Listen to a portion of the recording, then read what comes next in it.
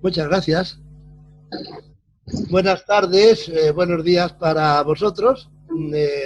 Resulta un tanto extraño eso de vernos así a distancia, pero supongo que esta será una manera de comunicarnos cada vez más frecuente en el futuro y de romper los lazos espaciotemporales y acercarnos, ¿verdad? Bien, puedo empezar comentando. El título de la charla es Lo que resta de Hegel. Ya ese título es a su vez una cita implícita con la que comenzaba, si es que se puede comenzar ese libro y cualquier libro, una obra famosa, si es que eso era una obra, Glass, de Derrida, en 1972, que se preguntaba, como conocemos, ¿qué queda, qué hay de resto aquí ahora para nosotros de un Hegel y quién él, dejando también sin saber muy bien si con ese él se refería al hombre Hegel, a un filósofo, a un corpus de textos o una corriente. Yo también me pregunto, voy a preguntarme con vosotros lo que resta de Hegel, dando a la palabra para inmediatamente quitársela a Slavoj Žižek, que ha dicho en nuestro tiempo famosamente que ha llegado el tiempo de repetir a Hegel. Yo no estoy de acuerdo. No creo que sea cuestión de repetir ni de recitar nada, ni de esperar a no sé qué tiempo para que podamos entender no sé qué cosa. Creo que ha llegado el tiempo de ajustar las cuentas con Hegel. El tiempo de saber qué nos resta de él, qué es lo que nos separa y qué es lo que él tiene que decir. En todo caso, parece claro que hay una necesidad de Hegel, hay un Bedürfnis nach Hegel, como dicen los alemanes. Eso parece irrefutable. Y no, o no solamente porque se le cite mucho, o se hagan tesis doctorales sobre su pensamiento, o se organicen congresos tan interesantes como este, en el que participa a distancia. Todo ello son, en mi opinión, más bien síntomas de una conmoción, de un nuevo espíritu del tiempo. Porque, ¿qué es lo que entrevemos hoy en Hegel que le hace tener futuro una vez más? Como si Hegel fuera una espiral interminable de sus corsi y recorsi, por decirlo con Vico. Comparémoslo con lo que Adorno llamaba en Hölderlin la parataxis, a saber, Hölderlin, al final de su vida lúcida, construye poemas perfectos, como la elegía Rotunbein, por ejemplo, y luego los desbarata desde dentro. Así tenemos distintas Fassungen, versiones justapuestas, las últimas incompletas, pero una tras otra, por así decir. En Hegel la cosa es más difícil, creo yo. Levanta el sistema seguramente más ambicioso de la historia del pensamiento y deja conscientemente, no lo sé, que medren las sospechas de que su desmantelamiento, no su deconstrucción, eso me importaría dejarlo claro, su desmantelamiento es inherente al sistema mismo, no algo que venga desde fuera. Así, mientras los críticos, numerosos, creen haber salido de la cárcel del sistema y respirar al aire libre, no se dan cuenta de que todos ellos vivaquean en las ruinas del edificio sin saber que mientras ellos creían estar destrozándolo, en realidad, de verdad, eran las trazas y los trazos mismos inscritos en la armazón y la fábrica los que señalaban ya de antemano a la vez los síntomas de la catástrofe y la necesidad, tan ineludible como difícil de cumplir, de seguir manteniendo el viejo edificio en pie. Por eso quizá no se trate ya tanto de leer y de citar a Hegel y menos de recitarlo, cuanto de releerlo y reescribirlo, a fin de que lo que en él quedaba en entredicho pueda irrumpir alguna vez como algo todavía no oído, inaudito, o mejor, algo visto y no visto. Eso es, por cierto, el porvenir, desde el respeto subjetivo, por utilizar una expresión famosa desde Malabú, pero en nuestros pagos famosa de siempre, el verlas venir, el estar al acecho, olfatear los síntomas, barruntar posibles movimientos sísmicos, es un esperar sin expectativas ni garantías un futuro que ni está a la vista ni está escondido, sino que está pendiente, in between, justo como el evento, por ejemplo, revolucionario, que a veces se barrunta, pero que una vez adviene, como señala famosamente Friedrich Hölderlin en otro hermoso poema, como en un día de fiesta, yo esperé y lo vi venir, y aquello que yo vi, lo sagrado, sea mi palabra. Y culmina, Jets Abatax. Ahora, sin embargo, se hace de día, endiece podríamos traducir. En todo caso, la ambigüedad del legado de Hegel estriba justamente que eso que resta es a la vez, puede entenderse como lo que permanece, lo sustraído o lo que está de más. Nos preguntamos, ¿son los restos lo que resta? Lo que de fijo nos queda como legado, como un nachlass, eso que se deja ahí atrás. O al contrario, el centro, el término medio que restaurará y redimirá las excisiones. ¿Acaso puede ser las dos cosas a la vez? A saber, vehículo de nostalgia, se canta lo que se pierde, decía Machado, o débil fuerza mesiánica. En Hegel seguramente lo que resta es ambas cosas a la vez.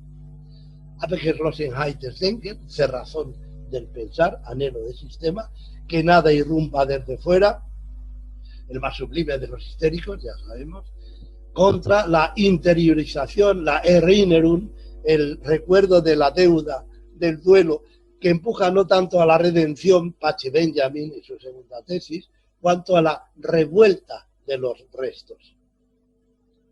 Solo que en Hegel ese resto es contingente, desde luego, pero lo es en cuanto cotangente. Es el producto insignificante, el producto que no se deja significar de toda conformación y configuración. En castellano tenemos una buena palabra para eso, la palabra rebaba. Según el diccionario, la porción de materia que sobresale en los bordes o en la superficie de un objeto cualquiera, o la segunda acepción tipográfica, más interesante quizá para nosotros, justamente aquella parte del ojo de un carácter que está fuera de los bordes del cuerpo mismo de la caja. En todo caso, rebaba, obviamente, viene del término baba, un término extraño, también un residuo inasimilable.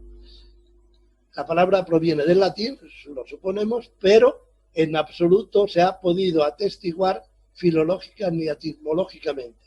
No está documentada. Es decir, que ni siquiera como resto encuentra descanso o apoyo, pero es común a todas las lenguas romances. Por ejemplo, en francés, bavardage es una charla banal, hablar por hablar, quizá lo que yo estoy haciendo ahora mismo con vosotros. O en latín, babiger es aquel que al hablar no hace sino balbucear, babear, por así decir, ¿no? De hecho, la baba es lo que hace el bebé, de ahí viene también, que no sabe sino balbucear, y lo que hace también el bárbaro, que es incapaz de hablar. Según eso, ya no la baba, sino la rebaba, sería la remoción del derecho siquiera a la baba. Es que el expulsar lo mismo del cuerpo de la caja. Por ejemplo, en el lenguaje escrito ya no hay rebabas actualmente, aunque sí lo había en los tipos de imprenta anteriores en que se fijaba ese lenguaje. Las rebabas son lo que sobra, aquello que está de más, por ser demasiado, sufrir, por no caber en el molde. Lo que sobra, naturalmente, siempre que se intenta encajar algo, darle forma. Cuando Hegel trata de la relación lógica, forma, contenido, por cierto, no tiene desde luego en cuenta esa necesaria e impertinente rebaba, la persistencia de la baba, pero sí que aparece en la historia universal. Rebabas de la historia son las flores inocentes que el espíritu del mundo, que como es sabido no paga de su propio bolsillo los daños ocasionados, va tronchando a su paso. Vista de lo que está de más desde el resto, la historia misma, entera, es una rebaba, un Schlachtbank, un banco de matadero. Visto por el filósofo, en cambio, no solo la historia, sino todos los esfuerzos del hombre tienden a exprimir y a triturar el mundo inmediato, el mundo sensible. La expresión hegeliana es bárbara también ella, zerquetzen, es decir, exprimir, triturar. La idealidad del mundo consiste en extraer de la sangre del mundo la linfa pura de la libertad, política y lógica. Tal es la versión filosófica, creo yo, del Vae Victis romano, la historia de los vencedores criticada por Benjamin. Eso es también lo que resta de Hegel.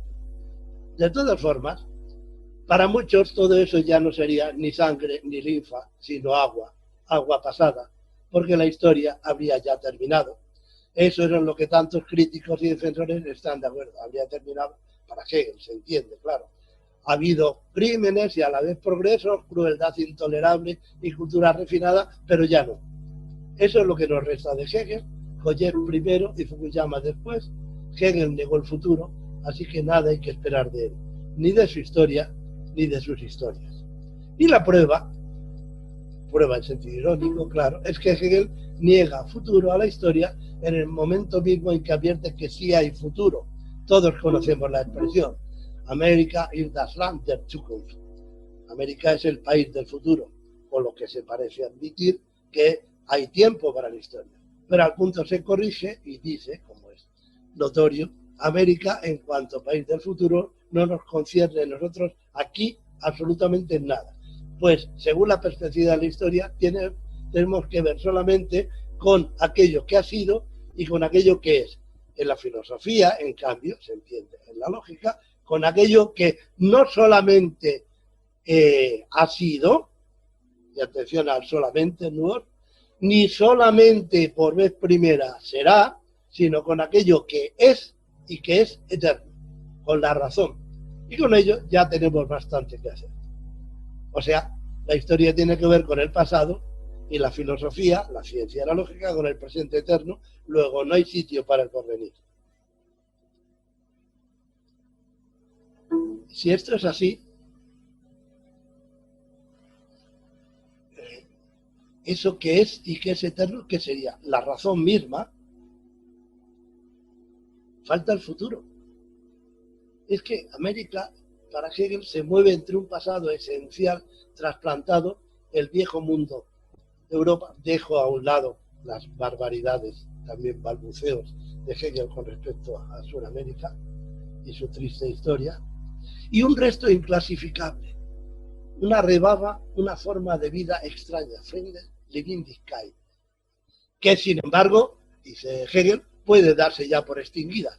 De una manera muy fina, habla de una ursprüngliche Nation, que habría sido ya ausgelöst, que habría estado extinguida. Dejo aquí abierta al respecto, solamente abierta, no tengo tiempo para más, una sospecha quizá insidiosa.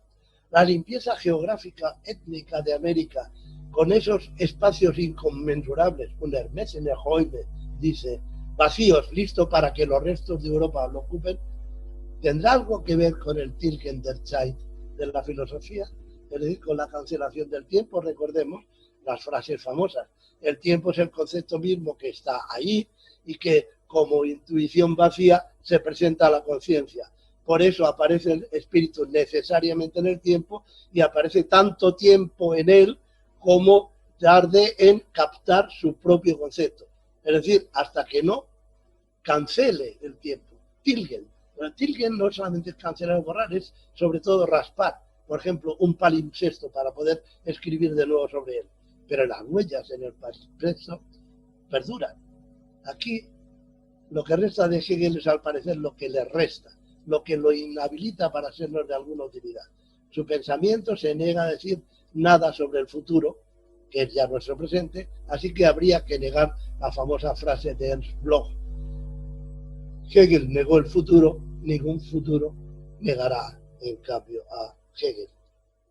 Parece que sí, a menos que neguemos la mayor contra toda evidencia, sobre todo la evidencia de manuales y del sentido común cultivado, a saber que Hegel no negó el futuro. Cabe pensar de otra forma. Sí, cabe pensar concretamente. Para empezar, nos preguntamos por lo que quiere decir Hegel con ese sistema de la razón que ahora hemos visto que es pura y depuradora, o pura por depuradora. El sistema es, de un lado, la idea queda siempre rota, de un lado el conjunto de condiciones normativas, de presupuestos, de todas nuestras convicciones cognitivas y éticas.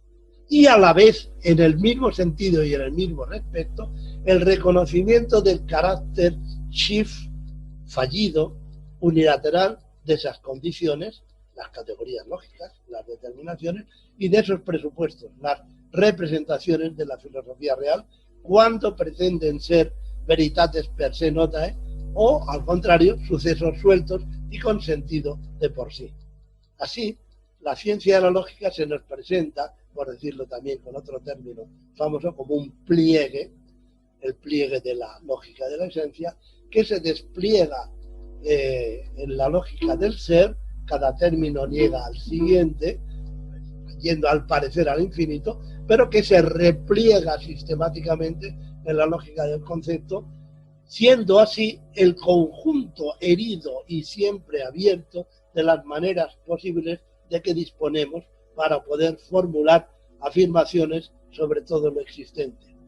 Pero, de nuevo, a la vez y en el mismo respecto, la asunción, la Aufhebung, de las inconsistencias inherentes a esas afirmaciones cuando son tomadas de forma aislada y no en su estructura procesual. El presupuesto subjetivo de esta concepción es desde luego que la mente humana es autorreflexiva, que aprende de sus errores por experiencia, pero que a su vez, justamente por ser una reflexión sin fin, los sigue cometiendo, en una ampliación omnímoda, diríamos, de la ilusión trascendental kantiana. Una y otra vez nosotros creeremos que la realidad está ahí fuera y que nosotros pensamos como un mero reflejo de esa realidad. Una y otra vez pensaremos que las cosas constan de propiedades o accidentes y a la vez se deshacen en las fuerzas que las unifican, las famosas 4 fuerzas de la física actual. No podremos salir de ese bucle aun sabiendo que no es así.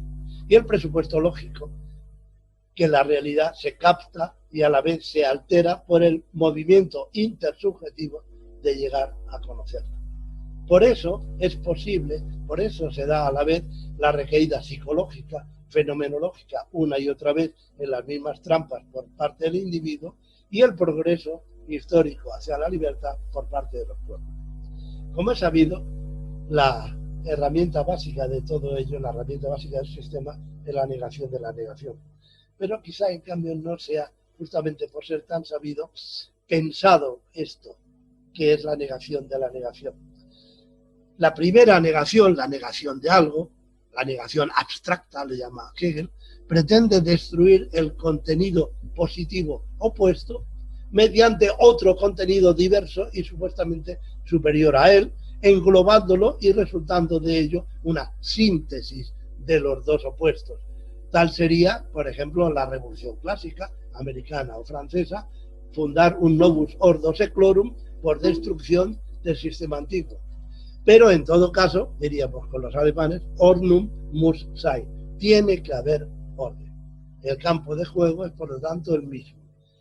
El desposeído pasa a ser el poseedor y el Estado, una vez destruidos los restos del adversario, habrá de desaparecer. Por el contrario, la segunda negación, la negación determinada o negación de la negación, no niega ni destruye la primera, sino que la potencia, es decir, la obliga a recapacitar, a reflexionar, a actuar sobre sí misma. La comprobación es inmediata. Podemos replegar, resumir la entera ciencia de la lógica en su propio final. La idea sería la negación de todas las negaciones determinadas que pretendían caso a caso definir lo absoluto. El resultado, como vemos al final del primer párrafo de la idea absoluta, es que todo el resto es apariencia, turbiedad, no verdad. Pero nos preguntamos, ¿qué es todo el resto? Todo el resto es la ciencia de la lógica en su integridad, hasta llegar al extremo purísimo de la idea que ella misma es, ella sola, el ser, pero el ser verdadero, la verdad y toda la verdad. ¿Quiere decir esto que la ciencia de la lógica desaparece en la idea?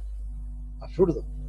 Consiste justamente en esa negación, vive de esa negación, es esa negación. El movimiento de ir hacia sí mismo es ese movimiento de destrucción y reconstrucción constante.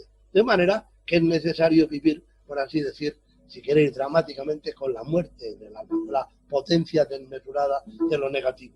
Y la prueba está ya no en la presentación de la idea que acabamos de ver, sino en su Vollendung, en su completud. Porque la idea solamente puede ser ella misma, puede realizarse a sí misma, siendo a la vez lo otro de sí misma. una repetición, una vez más, de las dialécticas de lo infinito y lo finito. Es su propia desaparición, su expedirse en el pasado, Vergangenheit, como naturaleza y en la naturaleza, solo para recobrarse en el futuro del espíritu, con base en una segunda naturaleza, ya no en el Vergangenheit, en el pasado que es un abismo, sino en la Gewissenheit, en lo sido que nos acucia y que nos potencia. Un futuro que a su vez se reconcilia con el presente eterno, entre comillas, de lo lógico, expidiendo una vez más a la naturaleza como contingencia accidental, vale decir, la lógica del ser, preñada de esencialidad, la lógica de la esencia, y prometiendo, es una promesa, libertad espiritual, lógica del concepto. Solo que esa libertad de espíritu se ha hecho a costa de la abnegación de todo lo realmente efectivo, roto como está entre su deber ser, su concepto y sus limitaciones. Por cierto, esa ruptura misma no es otra cosa que el tiempo. Esa abnegación, digo, es la que constituye a su vez la base del silogismos, o bien, en el ámbito real, la base de asociaciones mediadas y bien trabadas que a través de las ciencias y el trabajo se presentan como vida global, constitución y política, y se concretan como la unidad intensa del espíritu, como si dijéramos, de la abnegación a la exaltación, per aspera ad astra. Todas esas cosas ya nos las veíamos venir, solo que ahora quedan bien contadas. Lo único que resta, al parecer, es una relacionalidad procesual y sin sujeto, porque el movimiento es el sí mismo, al parecer ineluctable. Una versión quizá degenerada, quizá degradada a ello, es lo que hoy llamamos justamente globalización. Muy bien, eso así, es así. Ese es el futuro de Hegel, es lo que nos resta de él. Bien, podemos probar a luchar con Hegel contra el propio Hegel. Para empezar diciendo que no hay, o no hay solo, lechuza de Minerva que levanta su vuelo al atardecer en una época avejentada que pinta gris sobre gris, y no la puede haber, porque según la doctrina del límite, en la lógica del ser, asentar, poner una barrera, señalar que algo ha llegado a su límite, implica presuponer su más allá. Así, el límite postrevolucionario, el Congreso de Viena, la Restauración, por ejemplo, es ya entrever la nueva revolución burguesa, para empezar, la de 1830, que asusta a ese viejo corazón cansado, aunque confesara a Heine que el vuelo de la lechuza era al mismo tiempo el canto del gallo revolucionario. La historia, si esto es así, entonces comienza por una cortadura. La historia, como la lógica, empieza por el medio, esto es, por el evento.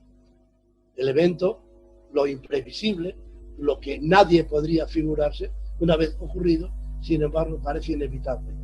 El resultado contingente de un proceso salta así de golpe de la necesidad que tenía en una narración anterior, la del anterior evento fundacional, a la nueva necesidad o encaje dentro de la narración del vencedor, organizada a partir del nuevo evento. Ese salto o intervalo, si está lógicamente domesticado, y para que debiera estarlo, por más que el viejo corazón cansado piense que no, sienta que no, sería el ejemplo más alto de la astucia de la razón. Las pasiones y necesidades de un pueblo son utilizadas como material de combustión de la libertad. Así, en virtud del evento, el pasado se modifica retroactivamente.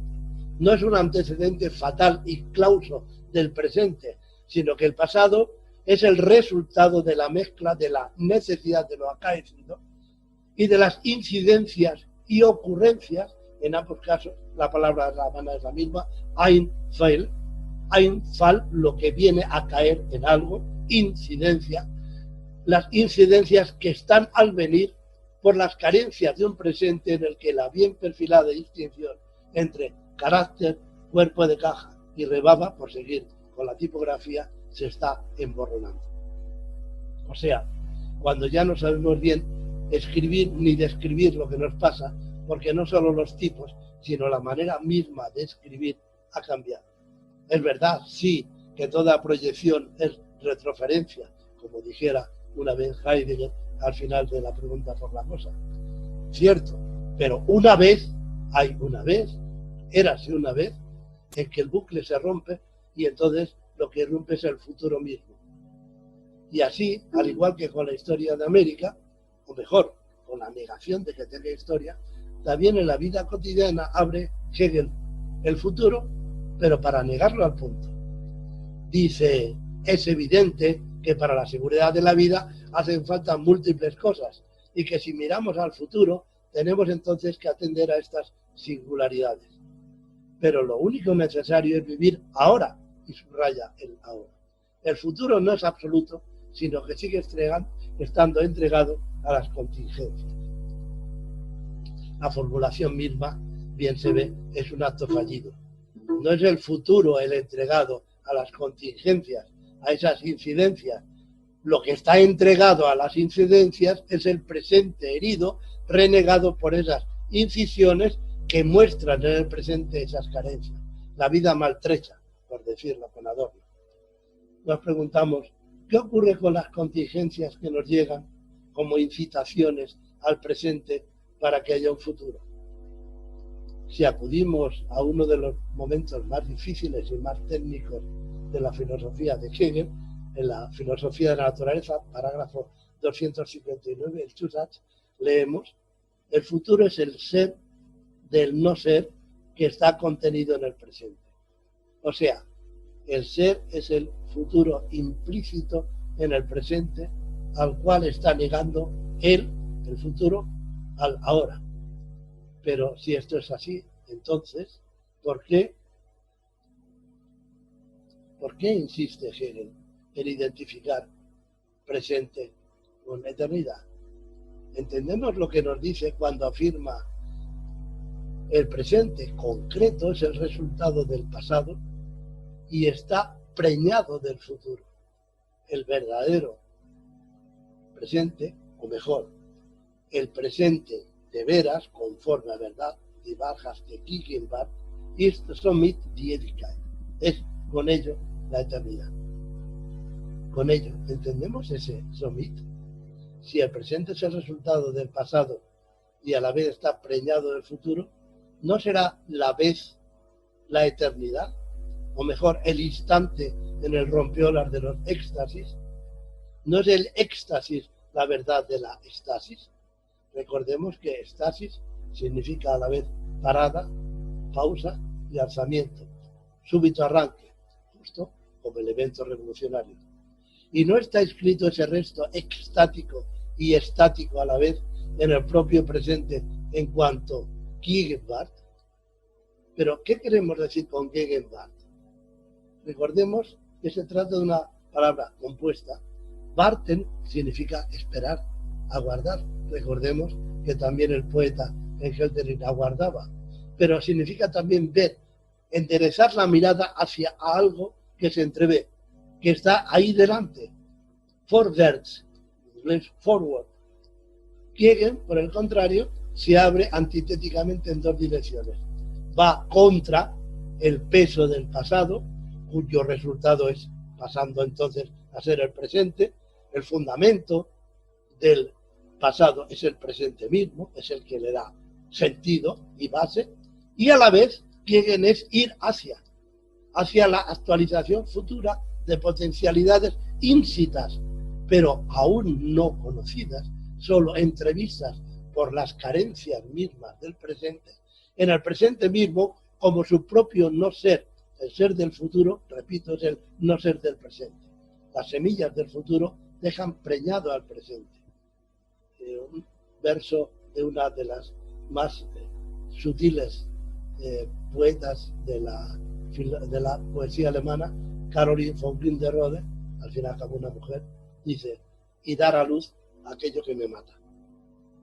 Es también un diablo, el diablo, Mefisto, el que dice, como es sabido, luego Engels lo repetirá, todo aquello que tiene consistencia, que está ahí, es por ello digno de sucumbir, de ir al fondo. La frase final de Hegel habría entonces que entenderla así, creo más bien. El ver venir a la contra conforme a verdad, es con ello Ewigkeit, no eternidad, sino la compleción de una era, de un Evum, de ahí Ewig, la misma raíz, y por tanto su acabamiento. El futuro sería la atalaya del tiempo de la promesa de ruptura, en el filo de lo establecido, lo estático, y de lo insoportable, lo extático. Gegenwart, producción, poner ahí delante, avance de la formación sociotécnica de una era, de un nuevo Evum, por ejemplo, el de la tecnología digital moderna, en función de una segunda naturaleza ya trabajada, el Inbegriff, la complexión de los desechos una y otra vez reciclados, generando así futuro, desembocando en un nuevo espíritu del tiempo. Tal sería el modo de escapar en Hegel, quizá contra él mismo, tanto del fundamentalismo de un lado como de los particularismos excluyentes del otro. La vacua abstracción de una parte, las ocurrencias sueltas por la otra. Quienes no comprenden o no quieren comprender que Hegel habita en el desequilibrio, en el desquiciamiento del intervalo para escapar de la mera mediación, para escapar del vaivén de la esencia, obligando así a quien lo reescribe a tomar partido, quienes no lo hacen, digo, prefieren fijarlo en los dos extremos que él, como pocos, contribuyó a la vez a sostener y a desacreditar. En el respecto académico, por un lado, la defensa anacrónica del difunto, de Sverevigten, y por otro, los roedores de papeles y palabras. Y en el respecto político, por un lado, el fundamentalismo sistémico, pensemos en un Niklas Luhmann, por ejemplo, y el relativismo de quienes perfuman su diferencialismo afrancesado con gotas de un Hegel desmenuzado. De ahí también la ambigüedad, la ambivalencia histórica en que se le encasilla. Reaccionario defensor del Estado prusiano, por una parte, revolucionario por revolucionario de una libertad ya no absoluta, sino libertad encarnada, institucionalizada, como la de un Lenin entre 1919 y 1922, según Chet, como sabido. Un Hegel a la altura de esos tiempos, quizás de nuestros tiempos, sería el Hegel que resta. Lo permanente, lo todavía no archivado ni registrado. Las ocurrencias que todavía no están en el sistema, mal de archivo, pero que incitan a la salvación, a la integridad, al integrismo y al totalitarismo. La globalización, en la cual el resto es aquello que aún queda por hacer. Ni la actus reputans si quid superesset agendum. Lucano, Farsalia, teniendo por algo por no hecho si todavía queda algo por hacer. Por cierto, quien habla aquí es Julio César.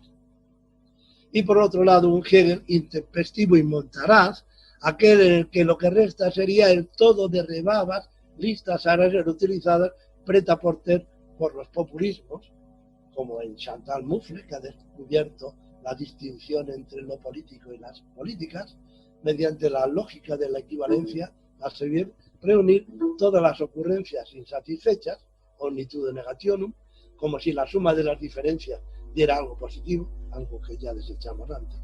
Por ejemplo, los antifascistas o el antisistema, aprovechando la emoción resistente de ser justamente la resistencia, de sentirnos juntos en la protesta, eso sí, bajo un líder aglutinante y que llene a conveniencia los significantes vacíos, los significantes vaciados. El problema en ambos casos, bien se ve, es la pasividad. La obediencia a la Big Science, la tecnocracia, o al líder redentor del pueblo, el salvador de la gente frente a la casta. Por el contrario, releer a Hegel a contrapelo es buscar en lo concreto de las ocurrencias históricas y en las evoluciones de la producción, por ejemplo, en las redes sociales de la cuarta revolución industrial, donde el cambio de tipos y de fuentes implica también el cambio de sobras y de rebabas, las posibilidades inauditas que puedan desplegarse como realización de nuestra libertad. libertad entendida como reconocimiento de sí en y por lo otro y los otros. Y aquí me gustaría establecer una distinción que creo importante. Abnegación no es entrega. Abnegación es negación de aquello que a uno le sobra para poder encajar en el molde. En cambio, entrega puede significar literalmente estar para los restos, buscar en las rebabas, en los restos inasimilables del sistema, las semillas del cambio. Entrega es, si es necesario, y hoy lo es, entrega a las luchas. Y esas luchas no ofrecen garantía alguna. Sacar de los Einfälle, de las ocurrencias e incidencias del futuro, las incitaciones lógicas dormidas en los Abfälle, en la basura de la naturaleza, para transformando esta, transformar a la vez el mundo sociopolítico y al ser humano como persona. Hacer eso no es nada fácil. Más fácil y hacedero es, creo, descender a los infiernos, sea pasivamente y a la fuerza, sea para pasearse por ellos entre el cinismo del Boyer y la compasión propia de las buenas personas, de la buena gente, como el Dante. Pero volver a gozar, mediante el trabajo y la protesta, solidariamente unidos, de la luminosa brisa de la igualdad y de la dignidad humana, esa es la tarea, esa es la dificultad. Facilis descensus auerno, noctes atque dies patet atri januatitis, sed revocare gradum superasque vadere ad auras hoc opus hic labor est. Fácil es el descenso al infierno. De día y de noche están abiertas las puertas del negro dite, pero revocar el paso y evadirse hacia las auras superiores, este es el trabajo, esta es la dificultad. Muchas gracias.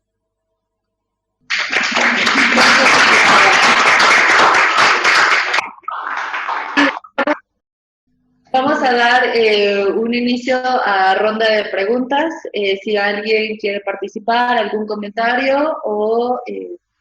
A causa del tiempo no sabemos el doctor Duque cuántas preguntas más o menos estaría dispuesto a responder. Bueno, tenemos exactamente hasta las 18 horas.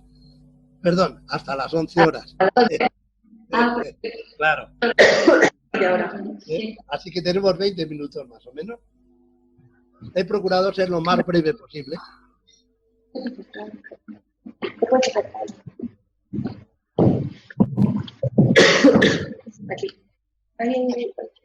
Hola, buenos días. Hola. Bueno, buenas tardes. Su presentación me pareció muy sugerente y en particular me recordó algunas cosas que estuvimos platicando ayer en una mesa que tuvimos sobre la relación entre Schelling y Hegel. Y había quienes ponían en evidencia una crítica del Schelling tardío a Hegel que tenía que ver con la ausencia de otredad o la ausencia de apertura al hablar de, o la ausencia de la contingencia o la no importancia de la contingencia en el sistema hegeliano. Mi pregunta es ¿cómo piensa usted o qué es lo que piensa usted con respecto a esta crítica de Schelling que le dirige a Hegel? Porque me parece que en alguna medida su aproximación o su lectura, que entiendo que no es dogmática ni ortodoxa, ni siguiendo al pie de la letra los textos, ¿no?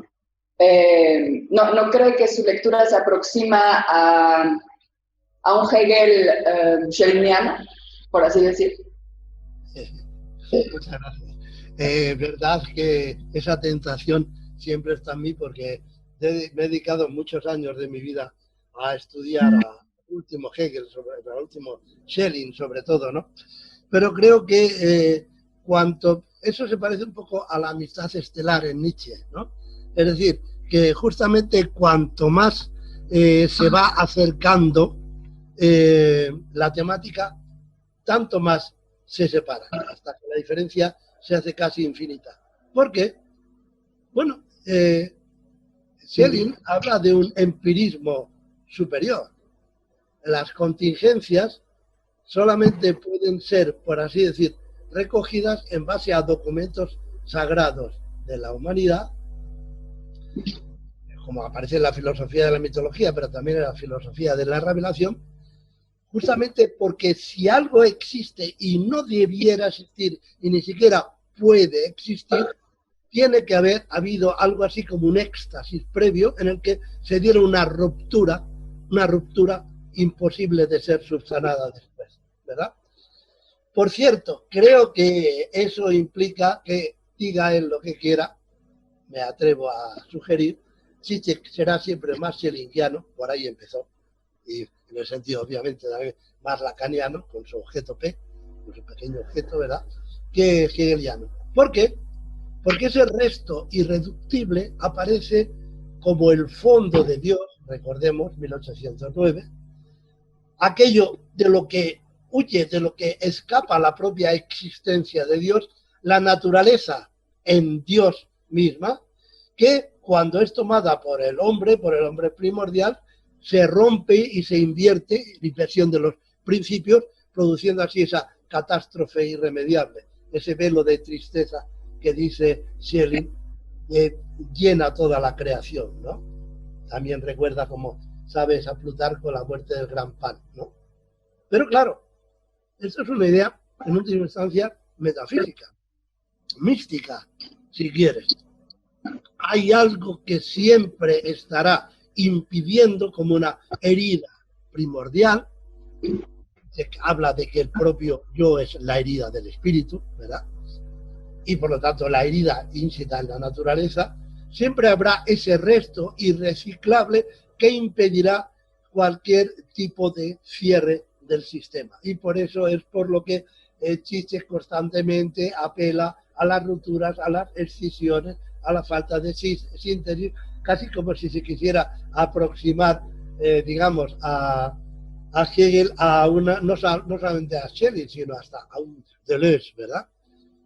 Pero yo no lo creo así, y no lo creo porque, como he dicho desde el principio, hay una ambigüedad en Hegel que me parece enormemente fecunda, y que yo, en el plano de la estética y de la filosofía del arte, sobre todo, he trabajado dándole el nombre de tierra. Tierra no justamente como algo que está ahí siempre, debajo de una naturaleza domesticada, debajo del pavimento hasta la playa, y que nosotros podemos siempre, por medio de una revolución, por ejemplo, volver a rescatar, ¿no? O, en todo caso, hundirnos en un grunt, en ese abismo. No, tierra es aquello que rebosa, aquello que es la rebaba, aquello que está de más siempre que se intenta construir algo, siempre que se intenta dar forma a algo. Es decir, la imagen genera, supura, por así decir, sus propios restos.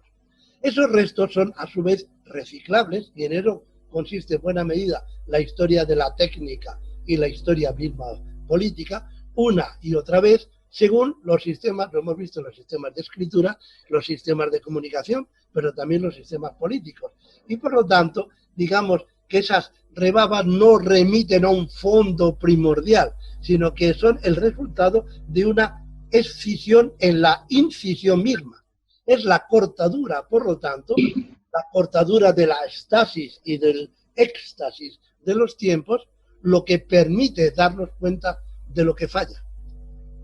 Quiero decir, por ponerme un tanto exagerado, el indígena toma condición de que es efectivamente indígena cuando, a la vista de lo que para él son atropellos con respecto al hábitat en que se mueve, ve que está siendo considerado como un resto por parte del dominador. Pero él no se sentía antes como resto de nada. Él estaba perfectamente imbricado dentro de un determinado nicho ecológico. Para decirlo con otro punto famoso, ¿no? Arendt dice, solamente con el nazismo me he dado cuenta de que soy judía. O sea, ser judío significa ser expulsado de la comunidad y crear, por lo tanto, por vez primera el judaísmo como tal, ¿no? Lo otro son, como decimos, incidencias, ocurrencias dentro del sistema que lo hacen vivir justamente en ese reciclaje continuo y que permiten, por lo tanto, el trasvase de experiencias de un lado a otro. El problema de la ciencia de la lógica es que ella está constituida por excedencias, por bordes que quedan inmediatamente eliminados en el momento mismo de poner la determinación lógica, pero no antes. No hay nada oculto, no hay nada místico.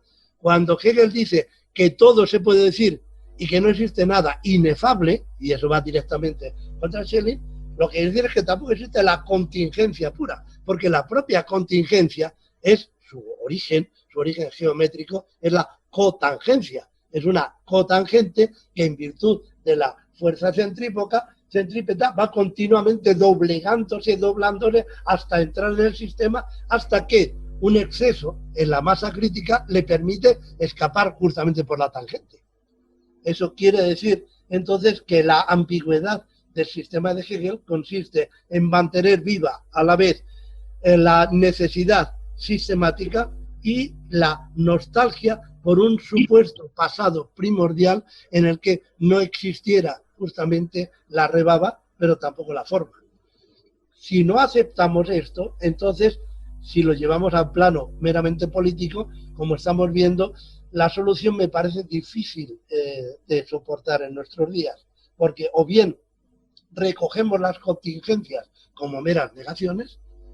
¿Yo qué soy? Yo soy anti, pero pro que no puedo decirlo porque entonces entraría en el sistema. Pero eso Hegel ya lo tenía previsto. Es lo que llama alma bella, ¿no es cierto? No intervengo porque me mancharía las manos. O bien todas esas inmundicias, todas esas carencias se reúnen en un sistema en el que todo da igual, porque recordemos que equivalencia significa igualdad en los extremos y no desde luego identidad diferencial, y por lo tanto el populismo a lo único que nos lleva justamente es una lucha sin término, esperando que de ahí pueda salir no sé qué novum, porque si hay contingencias puras también existirá la contingencia pura del evento, cosa que en mi opinión es insensata. El otro resultado, al contrario, es decir, bien, hagamos que proliferen las carencias y las rebabas porque así nos sostenemos cada vez más fuertemente en el sistema, porque el sistema consiste justamente en la información, en ir informando a individuos, a cosas y a sistemas, de manera que a partir de justamente las carencias siempre quede algo por hacer. Pero ese es el truco justamente del capitalismo. El capitalismo avanzado consiste en no hay nada hecho mientras quede algo por hacer, y siempre quedará algo por hacer porque soy yo mismo el que deshace y rehace con objetos de que quede el sistema abierto. ¿Cómo ves? Schelling acercándose enormemente a Hegel en muchos puntos, palabras, incluso términos como Abfall, famoso Abfall, son de Schelling. La idea del saber absoluto aparece ya desde 1803, pero lo asombroso de Hegel es cómo es capaz de convivir, casi como si dijéramos, en la incisión misma, es decir, en la necesidad del sistema y en el carácter imposible y, sin embargo, ineludible de las obras. Las dos a la vez, ¿no? De ahí la ambigüedad fecunda que tiene su pensamiento también en el plano político, hoy, creo. ¿Quería decir algo? Félix. Sí, dime. Sí, mi pregunta va dirigida a lo siguiente. Sabemos que Hegel justamente se ha dedicado a pulir el inicio y ha pensado, quizás como nadie, el tema del comienzo, una ciencia de la lógica, y que esto está ligado, diría, a la totalidad del sistema también. Me parece que no pasa lo mismo con los finales. Es decir, si vamos al final de la fenomenología, al final de la enciclopedia y al mismo final de la lógica, siempre va quedando un resto también, algo desflecado, que me parece que, por un lado, incita a una tarea de continuación que es paradójica, porque al mismo tiempo nos encontramos con la imposibilidad de continuarlo, por lo menos tal cual se viene planteando. Es decir, ¿qué posibilidades hay de retomar esos finales y de poder ir planteando cuestiones o de manera diferente a Hegel, creo, pero tomando el material de allí para seguir desarrollando el pensamiento? Sí, muchas gracias, Jorge. Claro que la pregunta es importante. Sabemos muy bien, tú lo sabes mejor que yo, desde luego, que el tal inicio es justamente la cortadura misma, es decir, la cortadura entre lo mediato y lo inmediato. De nuevo, si nos tomamos por lo inmediato, digamos, en el principio era el informe seno de la divinidad, como en las edades del mundo de Schelling, ¿no es cierto? Hubo un vórtice, otros, los epicúreos hablarán del clinamen, que hizo que eso se empezara a rotar sobre sí mismo, y de ese seno informe surgió en última instancia la existencia o el entendimiento huyendo de ese seno, que sin embargo acucia constantemente, impide constantemente el cierre de todo lo existente, ¿no? Pero digo una putada, Hegel es cristiano, es más, es el pensador cristiano por excelencia, me atrevería a decir más aún que Tomás de Aquino. ¿Y por qué digo esto? Pues porque la historia cristiana comienza por la mitad, obviamente, por un evento absolutamente imprevisto, del cual efectivamente luego se pueden dar todas las vueltas que se quiera, como hará el Dante en De Monarquia. Bueno, es que era el Imperio Romano, era César Augusto, era necesario que al imperio más grande viniera el dios más grande, todo lo que tú quieras, pero el hecho indubitable es que de pronto el supuesto hijo de un carpintero rompe la historia en un momento tan impensable que ni siquiera tenían término para ello, porque como sabemos el número 0 es un invento de los árabes. Entonces es una cosa verdaderamente curiosa, ¿no? A saber, con el nacimiento de Cristo tenemos números negativos y con él números positivos, pero su propio nacimiento, ¿qué es? Si no hay un 0, ¿dónde está el propio Cristo en su nacimiento? Es el intervalo, la contadura que rompe los tiempos, que los separa, como en la montaña, una que baja y otra que sube, ¿verdad? Entonces, si esto es así, piensa en la lógica de la esencia. Tenemos el mismo problema. En ella es la relación entre esencia y apariencia la que, por una parte, al replegarse sobre sí misma, va a aparecer como lo que ya de siempre era, la verdad de la esencia, a saber, el concepto, pero por otra parte, al desplegarse como apariencia, como el conjunto de la apariencia, es aquello que está ahí, a saber, el ser.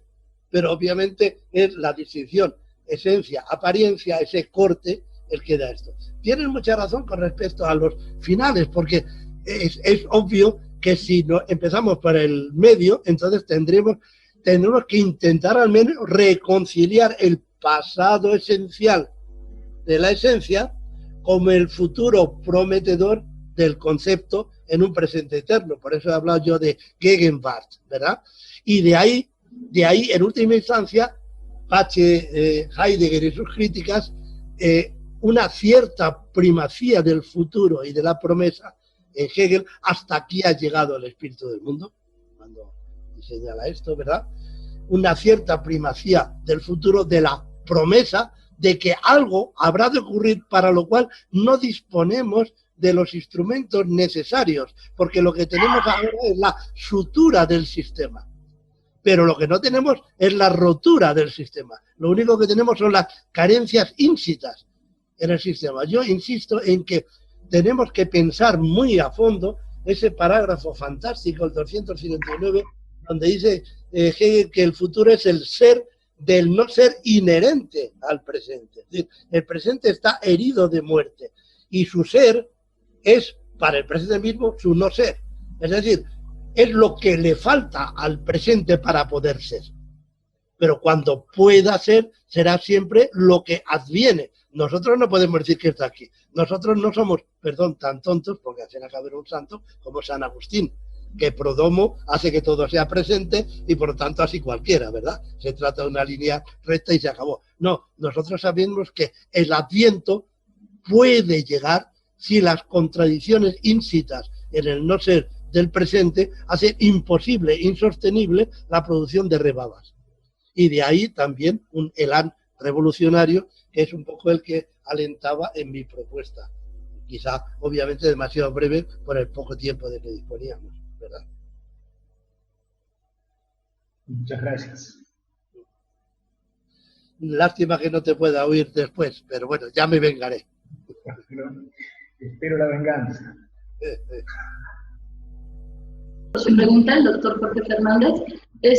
Pues al parecer ya estamos a buen tiempo para que el doctor Duque pueda realizar sus actividades que tiene pendientes.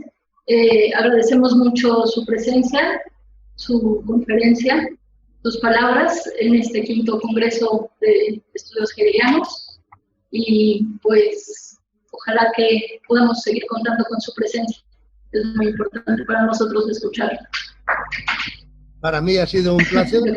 Lástima que no haya podido estar en más ni ahora tampoco, y espero que Yaren no se muera en el intento. Y nada más, muchas gracias por todo, y hasta la próxima. Una buena tosedura para todos. Gracias. Muchísimas gracias.